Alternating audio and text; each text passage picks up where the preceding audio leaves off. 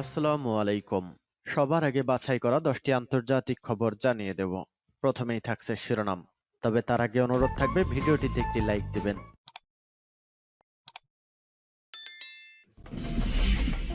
সংবাদের শুরুতেই জানিয়ে দিব সংবাদ শিরোনাম।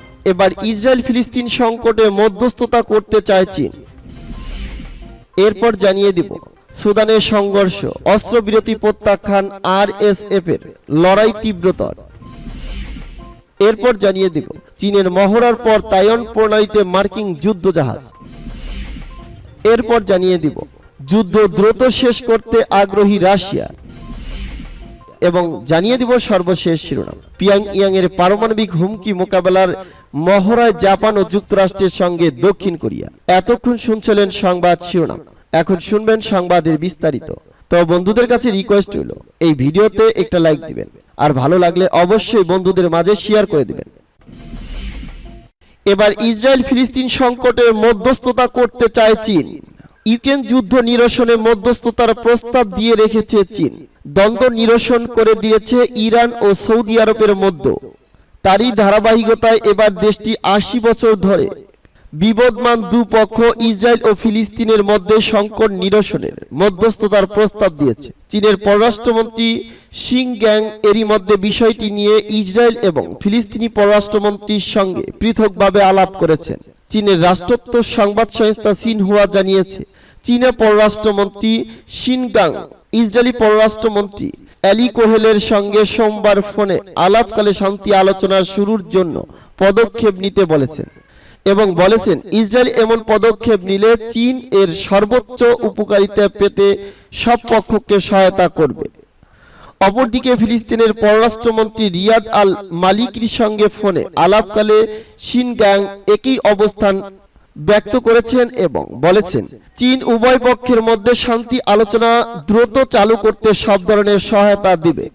সিনহুয়ার প্রতিবেদনে আরো বলা হয়েছে, ইসরায়েল এবং ফিলিস্তিনি উভয় পক্ষের পররাষ্ট্রমন্ত্রীর সঙ্গে আলাপকালে শিন গ্যাং দুই রাষ্ট্র সমাধানের ভিত্তিতে আবারও শান্তি আলোচনা শুরুর প্রতি জোর দিয়েছেন। চীনের পররাষ্ট্রমন্ত্রীর পক্ষ থেকে এই আলোচনা প্রস্তাব এমন এক সময় এলো যখন পবিত্র রমজান মাসে জেরুজালেমের আল আকসা মসজিদে ফিলিস্তিনিদের নামাজ পড়া নিয়ে ইসরায়েলি সংঘর্ষের ঘটনা ঘটে। এর বাইরে অবৈধ ইসরায়েলি বসতি স্থাপনে ফিলিস্তিনিদের বাধার জবাবে উভয় পক্ষের মধ্যে সহিংসতার ঘটনা ঘটে, এমনকি প্রাণহানিও হয়েছে এসব সহিংসতায়। চীনের পররাষ্ট্রমন্ত্রী ইসরায়েলের পররাষ্ট্রমন্ত্রীকে জানিয়েছেন, চীন ইসরায়েল ও ফিলিস্তিনের মধ্যে চলমান উত্তেজনা সম্পর্কে অবগত রয়েছে। চীনের লক্ষ্য হলো বর্তমান পরিস্থিতি আরো জটিল হয়ে নিয়ন্ত্রণের বাইরে যাওয়ার আগেই তা আয়ত্তের মধ্যে নিয়ে আসা। সুদানের সংঘর্ষ, অস্ত্রবিরতি প্রত্যাখ্যান, আরএসএফ এর লড়াই তীব্রতর। সুদানে সেনাবাহিনী এবং আধা সামরিক বাহিনীর র্যাপিড সাপোর্ট ফোর্সের মধ্যকার লড়াই আরো তীব্রতর হয়েছে। দেশটির অন্তর্বর্তীকালীন সরকারের বিরোধী পক্ষ আরএসএফ অস্ত্রবিরতি প্রত্যাখ্যান করায় সুদানের সেনাবাহিনী আক্রমণ আরো তীব্র করেছে। ব্রিটিশ সংবাদ মাধ্যম দ্য গার্ডিয়ানের প্রতিবেদনে এ তথ্য জানা গেছে। দ্বন্দ্বের শুরু মূলত সুদানের সশস্ত্র বাহিনীতে আধা সামরিক বাহিনী র্যাপিড সাপোর্ট ফোর্সের বা আরএসএফ এর প্রস্তাবিত একত্রীকরণের ঘোষণার মধ্যে দিয়ে। এরপর থেকেই দুপক্ষের মধ্যে মূলত টানাপোড়েন শুরু। উভয় পক্ষই নিজেদের ক্ষমতার বৈধ হকদার বলে দাবি করতে থাকে এবং দেশ পরিচালনায় নিজেদের অংশগ্রহণ দাবি করতে থাকে আরএসএফ। তবে সাম্প্রতিক সময়ে সুদানের সশস্ত্র বাহিনীর প্রধান general Abdul Fattah al Burhan এবং আরএসএফ এর প্রধান জেনারেল মোহাম্মদ হামদান দাগালোর মধ্যে দূরত্ব তৈরি হওয়ায় এ সংকট আরো গভীর হয়, যা শেষ পর্যন্ত রক্তক্ষয়ী সংঘর্ষে রূপ নিয়েছে। শনিবার শুরু হওয়া লড়াইয়ে এখন পর্যন্ত ১৮৫ জন নিহত এবং ১৮০০-রও বেশি আহত হয়েছেন বলে সুদানের জাতিসংঘের প্রতিনিধি ভলকান পার্থেস। এদিকে আধা সামরিক বাহিনী আরএসএফ কে বিদ্রোহী গোষ্ঠী অবহিত করে একে বিলুপ্ত ঘোষণা করেছেন সেনা প্রধান general Abdul Fattah al Burhan. জবাবে দাগালো জেনারেল বুরহানকে কট্টর ইসলামপন্থী বলে আখ্যা দিয়েছেন এবং অভিযোগ করেছেন জেনারেল বুরহান বেসামরিক নাগরিকের উপর আকাশ থেকে বোমা বর্ষণ করেছেন। তবে জেনারেল বুরহানের ঘোষণার পরপরই লড়াই আরো তীব্র হয়েছে। আশপাশের শহরগুলো থেকে আরএসএফ এর সদস্যরা যোগ দিয়েছে রাজধানী খার্তুমে। রাজধানীর বিমানবন্দর, প্রেসিডেন্ট প্রাসাদ এবং কেন্দ্রীয় সেনাবাহিনীকে কেন্দ্র করে লড়াই তীব্র হয়েছে। ধারণা করা হচ্ছে জেনারেল বুরহান এখনো সেনাবাহিনীতেই রয়েছেন। অপরদিকে ইউরোপীয় ইউনিয়নের পররাষ্ট্রনীতি বিষয়ক প্রধান জোসেফ বোরেল জানিয়েছেন, খার্তুমে নিযুক্ত ইউরোপীয় ইউনিয়নের দূতাবাসে বাসভবনে হামলা করা হয়েছে। তবে দূত আদিয়ান ও হারা এই হামলায় আহত হয়েছেন কিনা তা জানায়নি বোরেল। তিনি এই হামলাকে ভিয়েনা কনভেনশন স্পষ্ট লঙ্ঘন বলে অবহিত করেছেন। চীনের মহড়ার পর তাইওয়ান প্রণালীতে মার্কিন যুদ্ধজাহাজ। তাইওয়ানের চারপাশে চীনের বড় ধরনের সামরিক মহড়া শেষের পর তাইওয়ান প্রণালীতে পৌঁছেছে যুক্তরাষ্ট্রের যুদ্ধজাহাজ।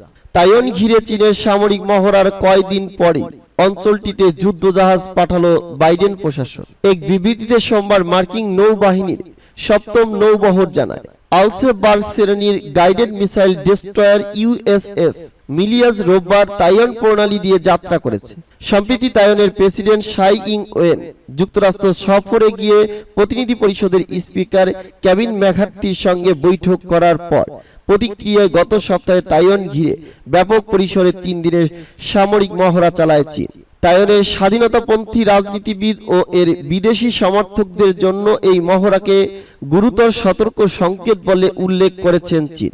এই মহড়ার পর তাইওয়ান প্রণালীতে যুক্তরাষ্ট্রের যুদ্ধজাহাজ প্রবেশে ক্ষুব্ধ প্রতিক্রিয়া জানিয়ে চীন বলছে, এর মধ্যে দিয়ে অঞ্চলটিতে উত্তেজনা সৃষ্টির চেষ্টা চলছে। চীনা ইস্টার্ন থিয়েটার কমান্ডের মুখপাত্র শি ইলু বলেন, ইস্টার্ন থিয়েটার কমান্ড যে কোনো সময় দেশের সার্বভৌমত্ব ও নিরাপত্তা রক্ষার পাশাপাশি আঞ্চলিক শান্তি ও স্থিতিশীলতা রক্ষায় প্রস্তুত। প্রতি মাসে অন্তত একবার তাইওয়ান প্রণালীতে মার্কিন নৌবাহিনীর যুদ্ধজাহাজ চলাচল করে। গত সপ্তাহে ইউএসএস মিলিয়াস দক্ষিণ চীন সাগরের অন্যতম গুরুত্বপূর্ণ চীনা নিয়ন্ত্রিত কৃত্রিম দ্বীপ মিসসিপ রিফের কাছে যাত্রা করেছিল। যুদ্ধ দ্রুত শেষ করতে আগ্রহী রাশিয়া। যত দ্রুত সম্ভব রাশিয়া ইউক্রেনে যুদ্ধ সমাপ্ত করতে চায় বলে জানিয়েছেন রুশ পররাষ্ট্রমন্ত্রী সের্গেই ল্যাভরভ। তিনি বলেছেন, যত তাড়াতাড়ি সম্ভব ইউক্রেনের সংঘাতের অবসান ঘটাতে রাশিয়া আগ্রহী।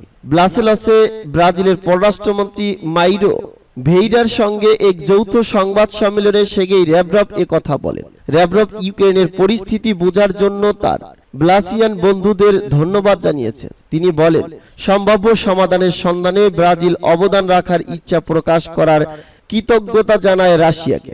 রুশ পররাষ্ট্রমন্ত্রী সের্গেই ল্যাভরভ মঙ্গলবার ব্রাজিলের প্রধানমন্ত্রী লুইস ইনাসিও লুলা দা সিলভার সঙ্গে সাক্ষাৎ করার কথা রয়েছে। ইউক্রেন বলছে, ক্রিমিয়া সহ এবং কিয়েভের সব অঞ্চল রাশিয়ার সেনারা ছেড়ে দিলেই কেবল শান্তি প্রতিষ্ঠিত হবে। পিয়ংইয়াং এর পারমাণবিক হুমকি মোকাবেলার মহড়ায় জাপান ও যুক্তরাষ্ট্রের সঙ্গে দক্ষিণ কোরিয়া। উত্তর কোরিয়ার আন্তঃমহাদেশীয় ক্ষেপণাস্ত্র পরীক্ষার পর সম্ভাব্য পারমাণবিক হুমকি মোকাবেলার জন্য সামরিক মহড়া শুরু করেছে দক্ষিণ কোরিয়া, যুক্তরাষ্ট্র এবং জাপান।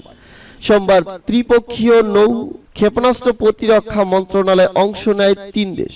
ওয়াশিংটনের বিরুদ্ধে সামরিক মহড়ার মাধ্যমে পারমাণবিক হুমকি বাড়ানোর অভিযোগ এনেছে পিয়ংইয়াং। ৩ দেশ শুক্রবার ওয়াশিংটনে কূটনৈতিক ও সামরিক সহযোগিতা বাড়াতে নিয়মিত ক্ষেপণাস্ত্র প্রতিরক্ষা এবং সাবমেরিন বিরুদ্ধ মহড়া আয়োজনে সম্মত হয়। উত্তর কোরিয়া শুক্রবার নতুন ধরনের আন্তঃমহাদেশীয় ব্যালিস্টিক ক্ষেপণাস্ত্রের সফল পরীক্ষা চালিয়েছে।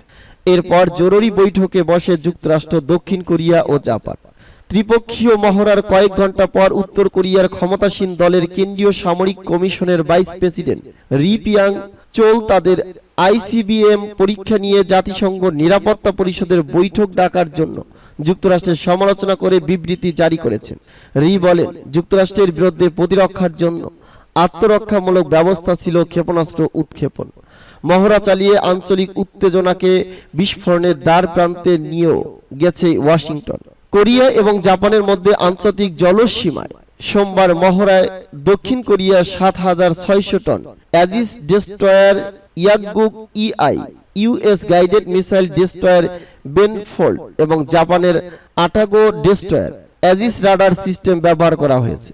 দক্ষিণ কোরিয়ার নৌবাহিনী বলছে, এই মহড়াটি উত্তর কোরিয়ার ব্যালিস্টিক ক্ষেপণাস্ত্রের উস্কানিকে মাথায় রেখে ভার্চুয়ালি তা শনাক্ত ও গতিবিধিতে নজর রাখা এবং মোকাবেলাকে আয়ত্ত করার উপর গুরুত্ব দেবে। দক্ষিণ কোরিয়ার ডেস্ট্রয়ারের ক্যাপ্টেন কিম কি ইয়াং এক বিবৃতিতে বলেন, উত্তর কোরিয়ার ক্রমবর্ধমান পারমাণবিক ও ক্ষেপণাস্ত্র হুমকির বিরুদ্ধে ত্রিপক্ষীয় নিরাপত্তা সহযোগিতা জোরদার করার একটি সুযোগ এই মহড়া। এদিকে জাপানের প্রতিরক্ষা মন্ত্রণালয় বলছে, মহড়াগুলো আঞ্চলিক নিরাপত্তা চ্যালেঞ্জগুলোর জন্য প্রয়োজনীয়। আইনের শাসনে ভিত্তি করে একটি মুক্ত আন্তর্জাতিক শৃঙ্খলা রক্ষার জন্য আমাদের এই মহড়া দৃঢ় প্রতিশ্রুতি প্রদর্শন করে।